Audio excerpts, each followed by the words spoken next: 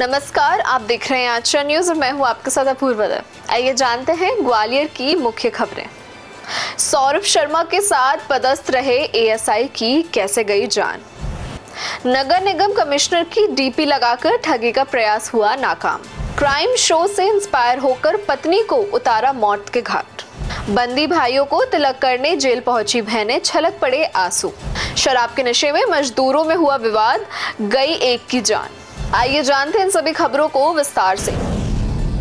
सौरभ शर्मा के साथ पदस्थ रहे एएसआई की लाश मिली, जांच में जुटी पुलिस। ग्वालियर में सोमवार सुबह एक बड़ा मामला सामने आया है, जहां परिवहन विभाग के इकलौते एएसआई धर्मवीर सिंह की संदिग्ध परिस्थिति में मौत हो गई।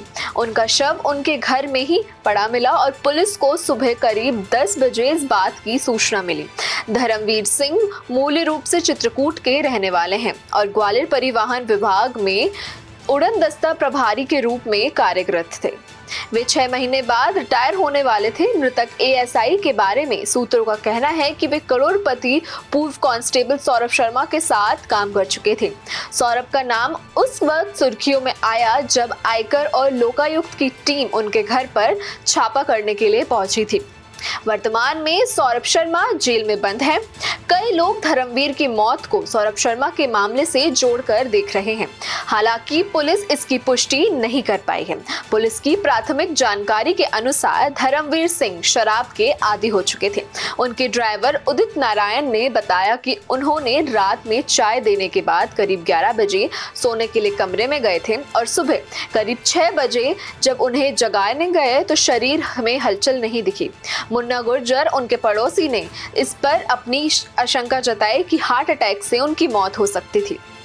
मामले की सूचना मिलते ही पुलिस मौके पर पहुंची और शव को पोस्टमार्टम के लिए भेज दिया गया है। फिलहाल पुलिस मामले की जांच कर रही है। नगर निगम कमिश्नर की डीपी लगे व्हाट्सएप नंबर से भेजे मैसेज, कर्मचारियों से रुपए की मांग। साइबर ठगों ने व्हाट्सएप पर नगर निगम कमिश्नर संघप्रिय की डीपी लगाकर रुपए ऐंठने की कोशिश की। इससे पहले भी संभागीय कमिश्नर की डीपी लगाकर अधिकारियों और कर्मचारियों से रुपए ऐंठने की कोशिश की जा चुकी है। ताजा मामलों में साइबर ठग नगर निगम कमिश्नर की डीपी लगाकर एक अधीनस्थ कर्मचारी से 40,000 की मांग की है। जैसे ही व्हाट्सएप पर रुपए की मांग का मैसेज सामने आया तो अधीनस्थ कर्मचारी ने सीधा नगर निगम कमिश्नर से इस बात को लेकर संपर्क किया। तब पूरा मामला सामने आया। नगर निगम कमिश्नर संघप्रिय ने तत्कालीन वरिष्ठ पुलिस अधीक्षक से संपर्क कर अपनी शिकायत दर्ज करवाई। संभागीय कमिश्नर की डीपी वाले व्हाट्सएप नंबर से इस तरह के मैसेज और लोगों को भी भेजे गए हैं। साइबर पुलिस अब इस मामले में जांच कर रही है। बहरहाल आप भी सावधान रहिए क्योंकि साइबर ठगों की गैंग सक्रिय है। क्राइम शो को देख रची थी पत्नी को मारने की साजिश, पुलिस जांच में हुआ इस बात का खुलासा। शहर के कंपू थाना क्षेत्र में एक नवविवाहिता की संदिग्ध परिस्थिति में मौत का मामला हादसा नहीं बल्कि सोची समझी साजिश निकली। प्रारंभ में इस घटना को सड़क दुर्घटना माना गया था, लेकिन पोस्टमार्टम रिपोर्ट और गहन जांच में सच सामने आ चुका है। दरअसल 12 फरवरी की रात शीतला रोड पर पूजा नामक नवविवाहिता की सड़क हादसे में मृत्यु की सूचना मिली थी। हादसे के समय पूजा के प्रति प्रदीप गुर्जर भी मौजूद थे। उन्हें मामूली चोटें आई थी। प्रारंभिक जांच में पुलिस ने इस दुर्घटना माना था, लेकिन घटनास्थल पर मिली साक्षी और प्रदीप की बताई कहानी में अंतर नजर आ रहा था। इसके बाद मायके पक्ष ने आरोप लगाया था कि पूजा को दहेज को लेकर प्रताड़ित किया जा रहा था। इस आधार पर पुलिस ने जब मामले की गहन जांच की तो खुलासा हुआ कि नवविवाहिता की मृत्यु सामान्य हादसा नहीं था। पोस्टमार्टम रिपोर्ट में भी पुष्टि की गई है कि एक सोची समझी योजना का हिस्सा था। पुलिस जांच में सामने आया है कि आरोपी पति ने एक क्राइम शो देख इस घटना को दुर्घटना में बदलने की योजना बनाई थी। इस मामले में पूजा के प्रति प्रदीप गुर्जर के साथ ससुर रामवीर गुर्जर, चचेरे देवर बनावरी और सोनू गुर्जर पर भी मामला दर्ज किया गया है। पुलिस ने मुख्य आरोपी प्रदीप गुर्जर को गिरफ्तार कर लिया है, जबकि अन्यों से अभी भी पूछताछ जारी है। सीएसपी रॉबिन जैन ने बताया कि पुलिस इस पूरे मामले की हर पहलू से जांच कर रही है।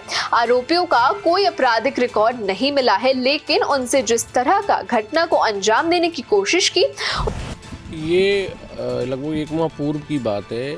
ये पति पत्नी प्रदीप गुर्जर, इसकी पत्नी पूजा गुर्जर, ये शीतला माता रोड की तरफ जा रहे थे। उन्होंने बताया था कि हम लोग जा रहे थे, हमारा एक्सीडेंट हो गया, जिसमें इनकी पत्नी की मृत्यु होना उसके पति के द्वारा सूचना ऐसा थाने पे दी गई थी, जिस पर मर्ग कायम किया गया था। चूँकि पूजा नवविवाहिता थी तो मर्ग जांच CSP इंदरगंज के द्वारा की गई थी। तो पूरी जांच में यह देखा कि जो उस पति के द्वारा जो एक्सीडेंट की घटना बताई गई थी और जो तथ्य वहाँ मिले थे घटनास्थल के निरीक्षण से, FSL की रिपोर्ट से और भी जो अन्य साक्ष्य प्राप्त हुए, तो उससे वो पूरी घटना संदिग्ध प्रतीत हुई। और बाद में जो लड़की के मायके पक्ष के लोगों के जो बयान थे, उनके आधार पे प्रकरण में संदिग्ध परिस्थिति में प्रथम दृष्टया पाया गया कि ये घटना एक्सीडेंट ना होकर कोई अननेचुरल डेथ है, तो उसमें प्रकरण कायम किया गया, आरोपी को गिरफ्तार किया गया। बंदी भाइयों का तिलक करने जेल पहुंची हजारों बहनें, छलक उठे आंसू, पुरानी यादें हुई ताजा। होली की दौज पर ग्वालियर में बड़ी संख्या में सेंट्रल जेल पहुंची बहनों ने कैदी भाइयों को तिलक कर भाई दूज मनाया। जेल प्रशासन ने बाहर से कोई भी मिठाई अंदर लाने की परमिशन नहीं दी थी, लिहाजा यहां जेल में ही बने लड्डुओं से ही बहनें और भाइयों ने एक दूसरे का मुंह मीठा कराया। जेल में बंदी भाइयों को तिलक करने आई बहनों को किसी भी प्रकार की कोई परेशानी ना हो, इसके लिए सेंट्रल जेल के अंदर खुले मैदान में बहनों ने अपने भाइयों को तिलक कर उनसे मुलाकात की। सुबह करीब 9 बजे से बहनों का सेंट्रल जेल पहुंचने का सिलसिला मानो शुरू हो चुका था। केंद्रीय जेल पहुंची बहनें अपने भाइयों के माथे पर तिलक कर उनके साथ बैठ उनका हालचाल भी जानने लगी। जेल में बंद भाइयों के माथे पर तिलक करते वक्त भाई बहन दोनों के आंखों में आंसू छलक उठे। इस दौरान जेल में पुरुषों का प्रवेश पूरी तरह प्रतिबंध रहा। भाइयों से मिलने आई बहनें जेल में किसी प्रकार की सामग्री अंदर नहीं ले जा सकती थी। इसके लिए 3 स्थानों पर चेकिंग व्यवस्था लगाई गई थी। जेल में महिलाओं का प्रवेश देने से पहले उनके मोबाइल फोन और पर्स बाहर ही जमा करवा दिए गए थे। मजदूरों के बीच आपसी विवाद में चले चाकू छुरी, एक की मौत, एक घायल। ग्वालियर व्यापार मेला प्राधिकरण परिसर में अस्थायी रूप से रह रहे मजदूरों के बीच शराब पीने के दौरान हुए विवाद में हिंसक रूप ले लिया। मामूली कहासुनी इतनी बढ़ गई कि एक पक्ष ने दूसरे पर चाकू से हमला कर दिया। इस हमले में एक मजदूर की मौत हो गई, वहीं दूसरा गंभीर रूप से घायल हो चुका है।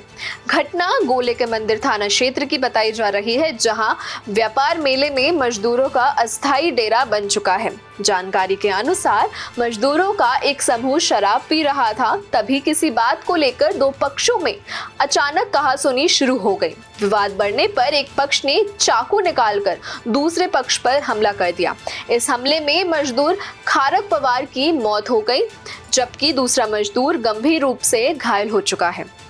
घायल मजदूर को शहर के एक निजी अस्पताल में भर्ती कराया गया है, जहां उसकी हालत चिंताजनक बनी हुई है। घटना की सूचना मिलते ही पुलिस मौके पर पहुंची और इस बात की जांच भी शुरू कर दी है। हालांकि चाकूबाजी करने वाले आरोपी फरार हो चुके हैं।